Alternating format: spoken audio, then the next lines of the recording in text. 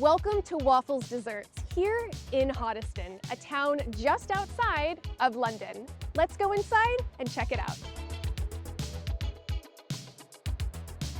We're here with the owner of Waffle Desserts in Hoddesdon, Mehmet.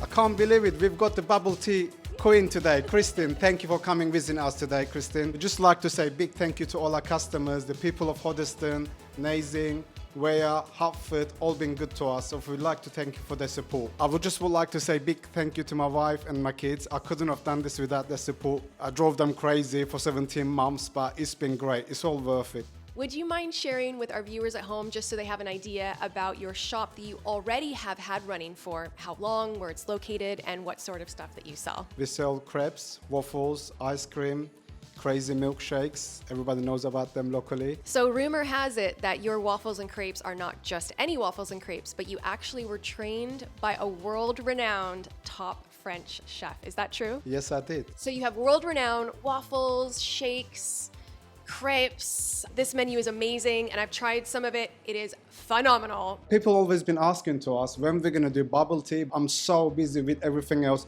I've decided to bring my son in, so he will take care of the bubble tea. This is Ilhan, my son. Thank you for coming and training me today. I know that you're the expert in this field. You know, that's why I called you down for a masterclass. So Ilhan, it seems like your dad is the master chef of waffles, crepes, and everything milkshakes. And now you are joining the family business and you are going to be the master of bubble tea. Yeah, that's definitely true. Dad's been trained by a French chef and I wanted to be able to match him in being an expert as well. And that's why I've called you down today for bubble tea. Done a lot yesterday, didn't we? Got through a lot. Started at 10 in the morning, we went the whole night. Yep. And we're going through today as well. And obviously we knew bubble tea before, but with your experience, how many years owning your own bubble tea shops, and you've taught me so much. You've brought me to a masterclass. That's the only way to say it, isn't it? Had a lot of fun yesterday tasting and testing the drinks. Yeah, actually, that's a really great point that you brought up with yesterday, because yesterday was a full-on masterclass. I mean, you guys really know how to make and brew the teas now, how to make the tapioca pearls, the boba, understanding all the different toppings options like juice balls and jellies. Not only that, but we also dived into making the actual drinks themselves, some fruit teas, milk teas, and a variety of other drinks. And one thing that we spoke about was making sure that the drinks are all amazing, all on point, and they're not going to compete against your pre-existing menu of amazing milkshake, thick shake creations. Yeah, that's definitely true. That's why we taste tested the same flavors from so many different brands. You know, one of them was just kiwi yesterday from one brand. The kiwi was absolutely amazing. From the other one, it's not that great. And we just don't want to be any bubble tea shop like with our bubble tea, any old bubble tea. We all get it from the same supplier. We want to get the best flavour from each supplier, bring the best product to our customers. We value our customers really highly, and we want to create the best bubble tea that we can. Like you say, it's very important that you brew the tea correctly. If you don't too much, you know what I mean, too less, so it got the right flavour, the right taste.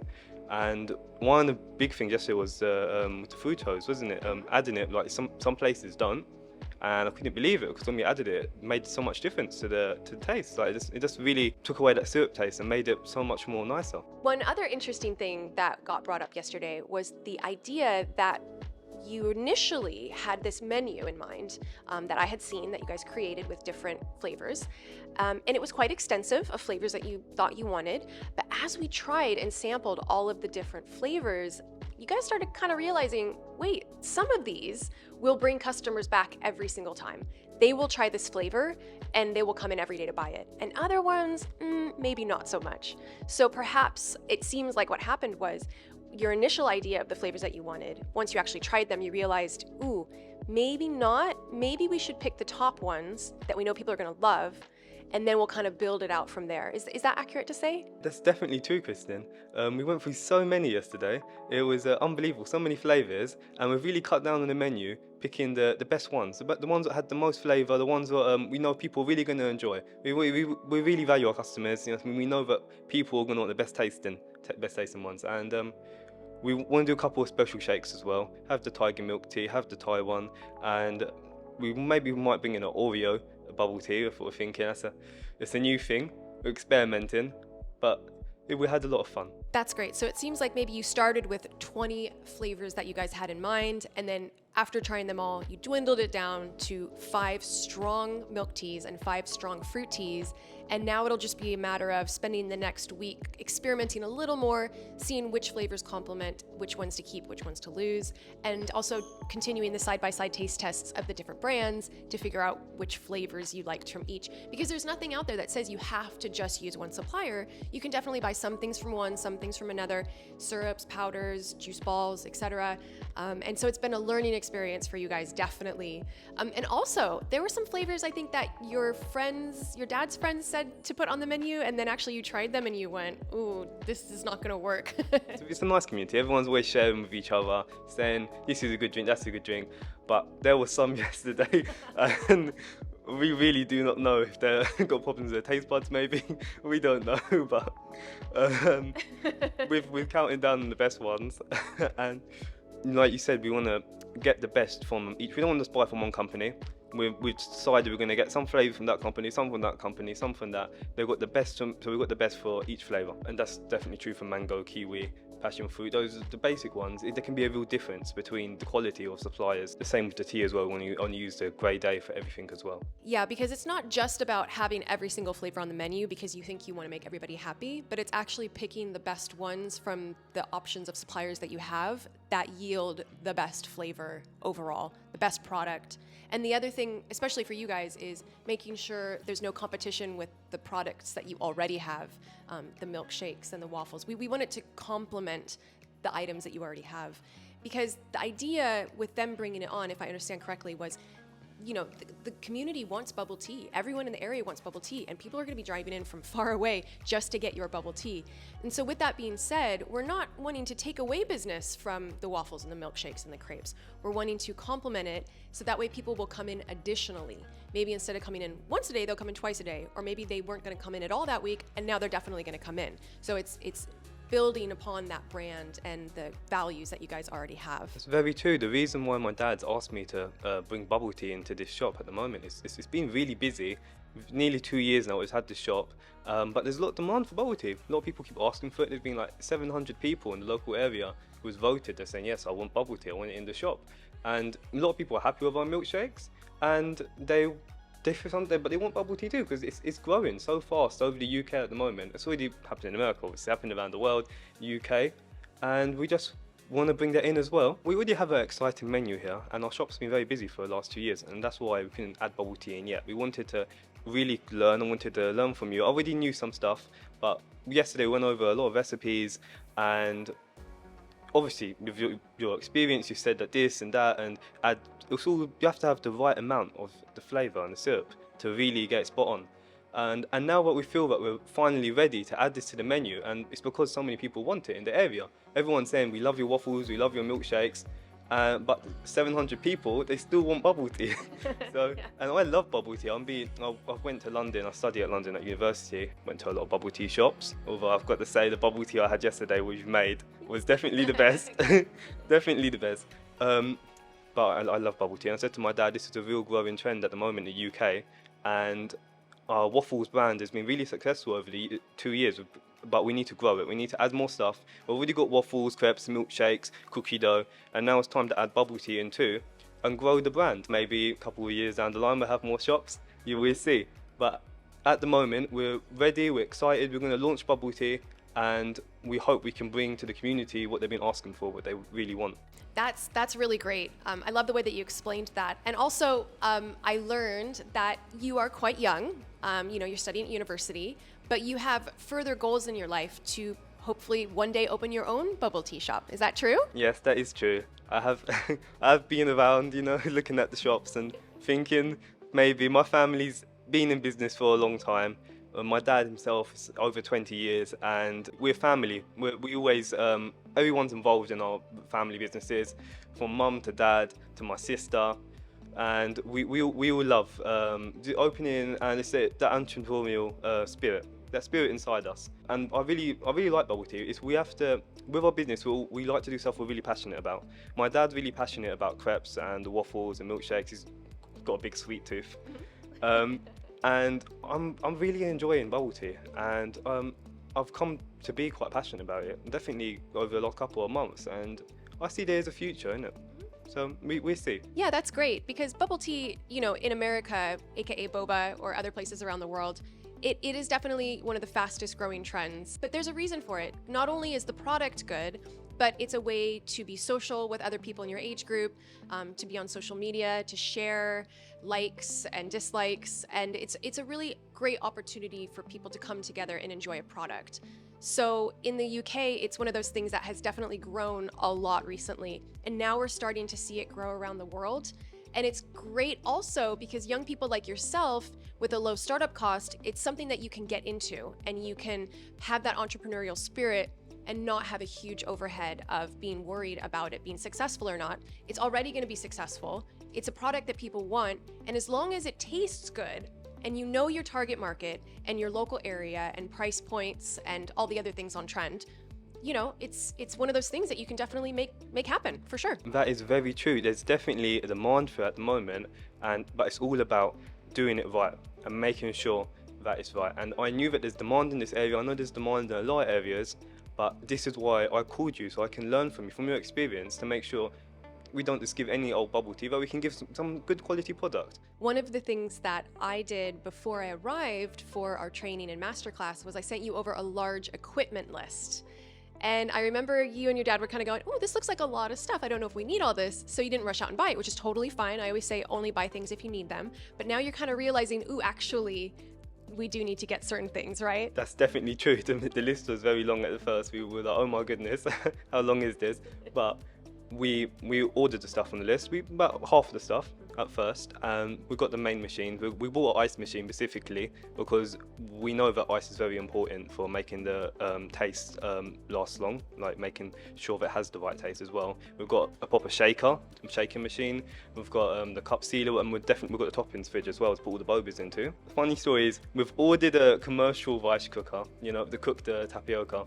However, it hasn't arrived yet. So I said to my dad, go and buy us, you know, a normal rice cooker. We can do small batches, so we can, you know what I mean, test this out while we're going through our testing phase. And he came back with a slow cooker. Bless his heart, he tried. We didn't realise because he took it out the box, and I put the water on, and I came back, you know, like 20 minutes later. I was like, why is this water that's not warming up? But hopefully our commercial one's going to be arriving soon. You know, it's hard to get everything. But going through the list now, after talking to you, after experimenting and with the first couple of machines, I understand we need everything on that list. We're still ordering stuff, and it's not a DIY setup. We've got a professional setup. And I think that's one of the things where it really comes down to the technique of how you're going to make the drink. But no matter how you make it, no matter what recipe you use, we want to make sure that the customer gets the exact same product every single time. Flavor, consistency, texture. If it's hot or cold, like it needs to be the same every single time. Tea levels, how many scoops you're doing, the level of the scoops, the amount of syrup or fructose. And that's so important. And I feel like a lot of places don't realize that. And so sometimes you'll go and you'll get a drink one day, it will taste one way, and you'll go back and you'll get the exact same drink the next day, it tastes slightly different. And you're like, why is it different? But it doesn't matter what staff member's making it or what time of day they're making it. It should be the same every single time. So it's great that you guys learned that and you got hands-on experience, and now you know, yes, these things are very important. So that's really great. One of the newer equipment purchases that you made was an ice machine. And I know a lot of people around the world are always curious, what size ice machine should I get? What type of ice? And this is always an ongoing conversation within the world of bubble tea. So the type that you guys got, I believe, is a Crescent, and it's by a Japanese company, the ice maker. Do you want to elaborate a little more about your decisions with ice? Ice is really important when it comes to bubble tea. Some people don't really realise it, but you've got to have the perfect amount of ice in each drink to make sure you really get that flavour when it shakes. And my dad came a lot into this, saying that we should definitely invest in this ice machine. We don't want to use, supermarket ice. We want to do this properly, and we're making our own ice in this crescent shape, so it lasts longer, because we're very much a delivery focused business as well. It's a small shop, and we've got a big outreach of our deliveries to local areas, and we want to make sure that, say someone's receiving this drink maybe 30 minutes later, that it still tastes as it should, perfectly. And the other thing that you guys got, which is amazing, is the on-demand hot water system, which has a built-in filtration system. Now, not to say that the water in the area is good or bad, but studies have found that if you are able to filter your water before you make your bubble tea, there is a slight difference, and it does taste a little better when you're brewing tea with filtered water as opposed to just normal tap water. So I think it's great. Personally, I think it's great that you guys invested in that system. I think it will definitely help with the overall flavor, and your customers will be very happy with it. With any hot water appliance, you get that scaling up. And also, and the taste, after some time, after 1 year, the taste isn't the same, it isn't as nice. Well, we've got this Descaler, and so it's running through that, through the hot water dispenser, and it seems to be running okay at the moment. We're happy with it, and that was a good choice as well.